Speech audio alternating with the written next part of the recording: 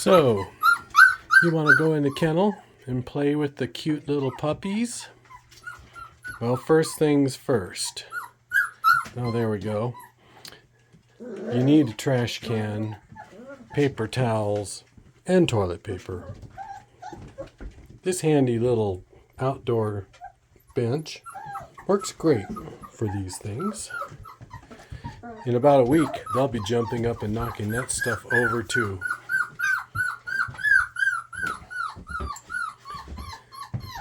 Something important, before you sit down with the puppies on the linoleum, you need to wipe it down. I'm going to pause for a moment. Okay, watch out, you guys. Hold on. All of you. Wipe down the floor. Can't ever hurt to get a few puppies. Oops, they're getting away. Hold on. Whew. Okay, I got them back in the gate. Oh, now the object is to sit down. So you just clear yourself a spot. I found it's best to have long, old jeans you don't like, because they're going to poop and pee all over you. All right, look. So I'm settled now. Time to play with some puppies. Oh, look at him. Oh, that's cute. Wait. Here's one.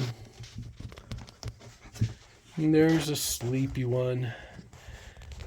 That's the green collar and the orange collar.